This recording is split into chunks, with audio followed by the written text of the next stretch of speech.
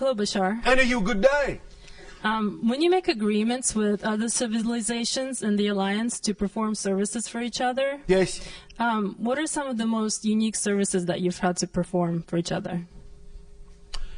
One of the most unique services that we have performed for other civilizations is creating an energy field in our civilization that allows them to create a temporary body in our civilization to experience our civilization temporarily.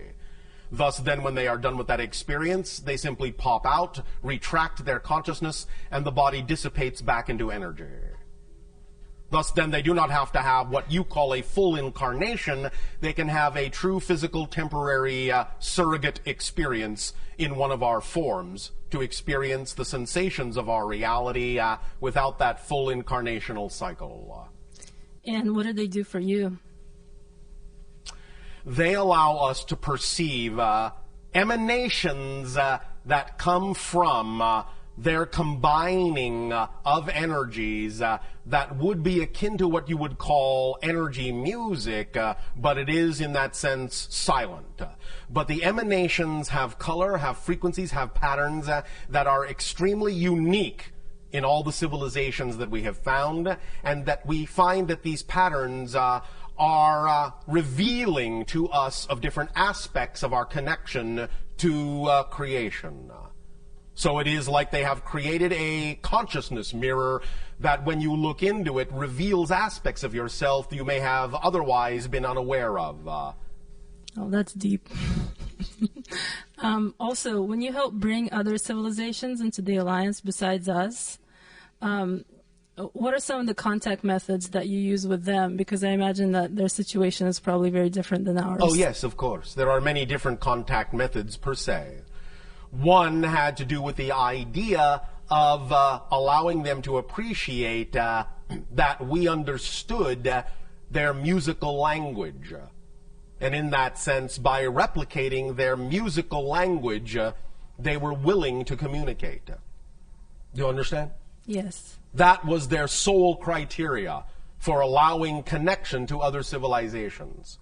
That you had to comprehend and in a sense, repeat back or reflect back very specific tonalities in their musical language for them to understand that a true connection existed. Without that tonal reflection, they have a belief system that says that connection is not appropriate at that timing.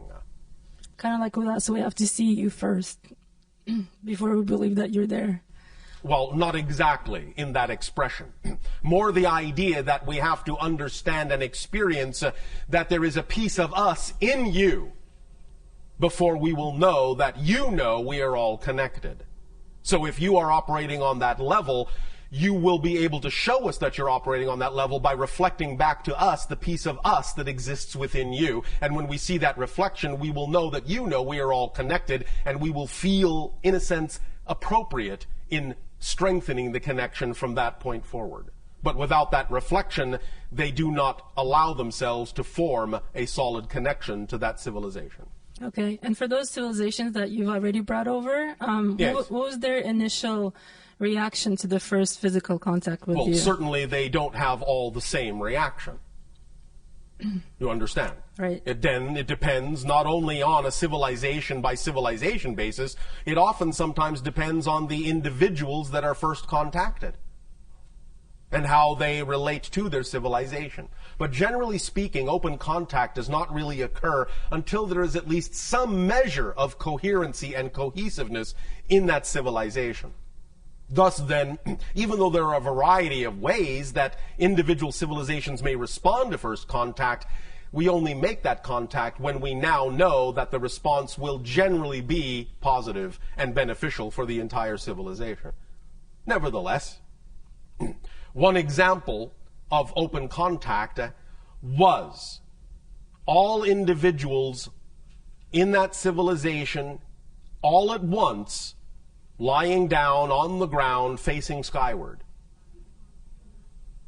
This was their way of acting as intermediaries between their planet and the sky. It was their symbol for connecting what you would call heaven and earth. So when we appeared and they recognized that the timing had come for them to connect to beings from the stars, they all lay down on their backs and looked up at the sky as an expression of gratitude and thanks and readiness for acting as intermediaries between their world and the stars. Nice. Okay. One more thing. Yes. You said that you learned from the Thuk how to make people forget that they met you. Yes. How were you able to figure out that they had this ability if you can't remember having interacted with them? As we explored our own consciousness and elevated our own frequency, knowing that something had happened even though we could not remember what it was our experience of what we call the watermelon seed effect. We knew something had happened, but our consciousness was prevented from knowing what had happened, and so we examined our consciousness until such time as we found a third direction to pitch our consciousness into that allowed us to awaken to the memory of those experiences. So they gave us the opportunity to look in a new direction we had never looked at before within our own consciousness. Was it with their permission? Of course. Oh. And what kinds of applications have the Thuk found for their ability? We are not allowed to share that information. And you good day. I have been frustrated for a number of years by by the tremendous gaps and blanks in the history that we have access to Yes. in the public sense. Yes. And if you really get into it, the more you get into it, the more you realize so much of it makes absolutely no sense at all. Yes, well, there are many, many, many things that have happened on your world that most of you are completely unaware of, historically speaking. Well, my first question is, and forgive me, I know you've been doing these transmissions for such a long time, and you've probably answered this question in some way before, but okay, I'm not familiar. So that is all right. Is there, do you know of any reliable account that's accessible of that explains what happened since the development of the first hominid on the planet? I mean, what were the first? Can you talk a little bit about the first waves of migration or invasion of this? Of this planet and of those civilizations that came, I suppose, I imagine there were several. Many millions of your years ago. And there were what have been loosely referred to in one of your ancient languages, Sumerian, a civilization known as the Anunnaki. They came, their precursors came, many millions of your years ago when there was upon your planet the species that you understand now as reptilian or dinosaur. You understand? Yes. They took some of the genetic material of those beings and blended it with their own to create a kind of bipedal hominid appearing type of being that many of you now recognize as reptilian extraterrestrials. But they do not interact with you in the way many of you have been taught to believe that they do. They were the first species transformed upon your planet long before what you call your own hominid species developed. This was what you call many millions of your years ago, approximately 72 million of your years ago. That is the first that we record of such incidents on your world. So, in other words, what you're saying is that there was no. I mean, the American Indians have a belief that the first, in a sense, the first presence on this planet was human, but not. That was the first presence within a particular age or era on your planet, not the first of all times. Well, what I was about to say is the first presence in the ethereal sense, in the cosmic sense, that yes. the spirit, the man-woman principle, yes. rather oversaw the formation of the planet so that it would be a home that would be suitable to the evolution of our species and so many others that have been able to adapt to it. But that happens within timelessness. You are asking us about an actual historical timeline. So in other words, your spirit is timeless. It exists eternally, always has, always will. There is no timeline to that. And so your spirit in that sense, your consciousness in that sense, what you wish to call your soul, witnesses the creation of everything. And the understanding of how its connection to everything will eventually play out in some form of space-time historical linear fashion. Okay, so following this along, in other words, there was no creature that evolved eventually into hominid. Not on its own. On its own before these other the Anunnaki arrived. Is that right? Correct. Well, why is it then that there are footprints, there are petrified, preserved footprints in existence where a human footprint coexists in the same space, obviously made at the same time as the dinosaur footprint that is surrounding it? That they must have been made at the same time. How did that happen? Visitors. Transcending different dimensions of reality. What you would euphemistically call time travel. Parallel reality shifting. Visitors. Oh, okay. That's amazing. Even some of you, from your own future, visiting a parallel reality past that happens to be yours. Does that make sense to you? Yeah. There you go. Mind-blowing, but yes. Oh, all right. Okay. It is all right to have your mind blown now and then. In fact, it might be a good thing. Another thing, too, that just is so irritating to me is that there has been no good explanation so far as to what the USOs are, the submersible, unidentified objects that are seen regularly coming in and out of the ocean. Yes. What are they? There are temporary bases under some of your oceans, and what you typically call UFOs often have the capability of simply going from air underwater and so become USOs. That's all. But what are these bases? Are they actually in underneath the ocean floor, or are they bases that exist in the water? Where do they go? Some of them, in that sense, will go into tunnels that are representative of actual physical temporary bases in the crust of your planet. Others, in a sense, will actually simply phase shift themselves and simply go through your planet. They just simply don't need to get out of the way. They don't need to go around your world. On their trajectory, they can simply go through your world. You understand? Yes, sort of. Okay.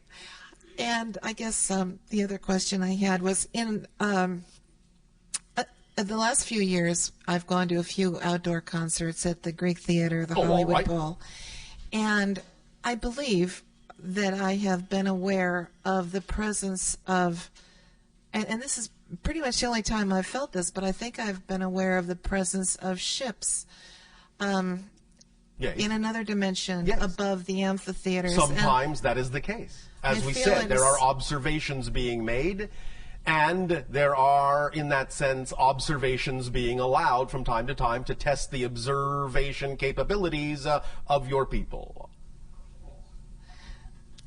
Is this typically felt, what I've experienced is sort of like the tipped me off just to kind of tune in was like an odd pressure on the top of my head, which is, again, the only time I've ever experienced this. Different people will experience it in different ways. That happens to be what works for you. And so the inhabitants of these ships, where are they from, by the way? Are they different places? Okay. And are they then, they're testing to see if we pick up on their being there too? Oh, okay. To gauge whether you are ready for contact. To stretch your senses. To expand your idea that you exist and can perceive in more than one dimension. Thus then allowing you to elevate your frequency, and in elevating your frequency, giving all of us the signal that you're willing to meet us halfway. Create a third reality in which we can both interact. All right? Yeah, At this timing, we will now extend to each and every one of you our deepest appreciation for allowing for the co-creation this day of your time of this transmission, and the sharing with you of the crystallization of the structure of beliefs within your consciousness. The tool is yours to use as you will. Use it well. Our unconditional love to you all, and a fond, exciting, creative, and joyful. Bless you. Good day. Good. And to you, good day. Hello, Bashar. And to you, good day again. Yeah, I'm glad to hear that. Well, okay, my question is about the movie, or I might say... What movie? Or just, generally. Movies. In general? Yeah, movies or storytelling. Or what? Storytelling. Storytelling, yes. In your world or in your near future. As we have said, the idea of story structure is of paramount importance and exists in a variety of cultures in a variety of ways that are relevant for the consciousness of those cultures. But the idea is that story structure is an archetypal structure in your consciousness. That's why telling information in the form of a story will stick longer in your memory, because it is hitting all the right chords of the archetypal story structure in your consciousness. If it doesn't hit all those chords, you feel that the story was not well told and you don't really remember all the things in it. But when it hits all the right chords of the archetypal story structure in your consciousness, you tell those stories over and over and over and over and over and over again, and they never get old. It's a part of your makeup. It's a part of the crystallization of your personality structure. Story structure is built in as the most efficient way to communicate and retain information in your reality.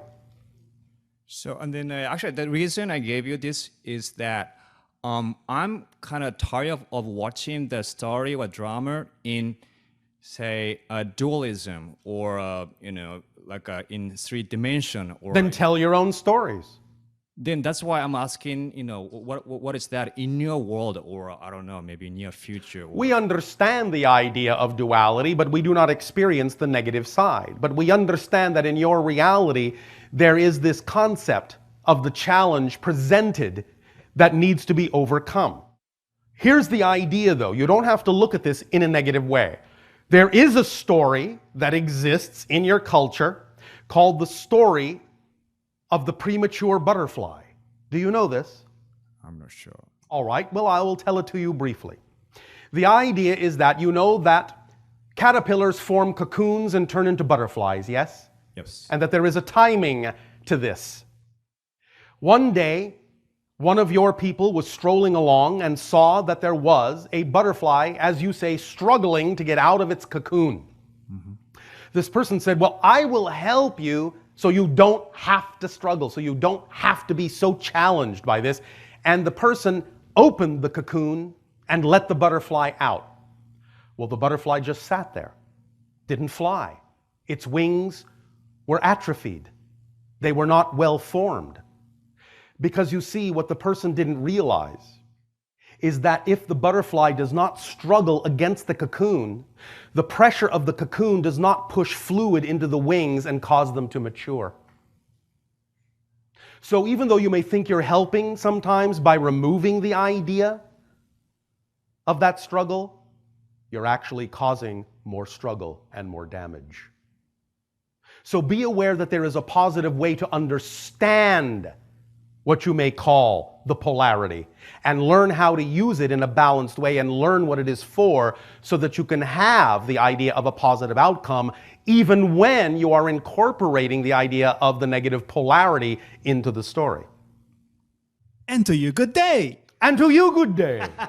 I think there is an echo in here, and it must in that sense be a time-traveling echo, since it happened before I said anything. Nah, Bashar, I just watched a lot of YouTube videos of you. Oh, all right.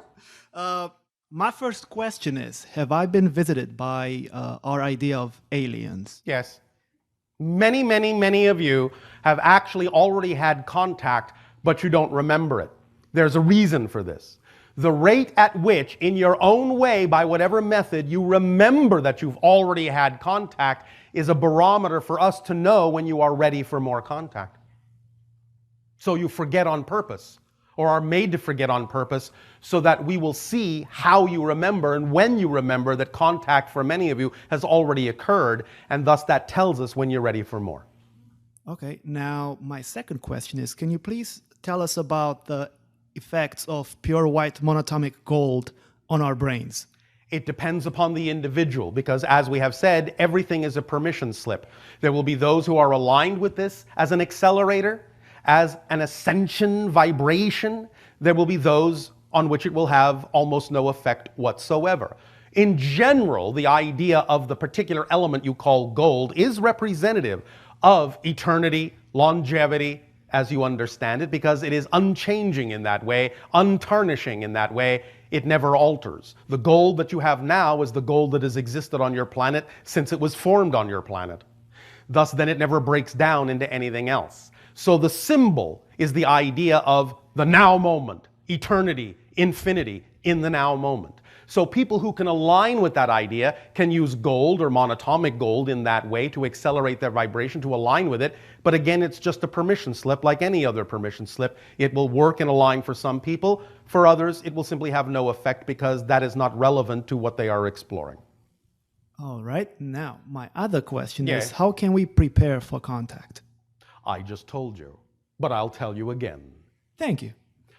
Be yourself in the here and now as best as you possibly can by acting on your highest excitement every moment that you can, aligning with your true vibration every moment that you can, taking it as far as you can till you can take it no further, and then continuing to act on the next most exciting thing with absolutely zero expectation as to where it's supposed to lead. If you just keep doing that, and you will be yourself as fully as you can, you will automatically accelerate to the level that will allow you to meet us halfway, which is the point. Now Yes? Now my last question is, does my future self have a message for me? Which future self? The one that you read my energy to be the most likely Yes, one. I know. I'm just, as you say, messing with you. Thank you.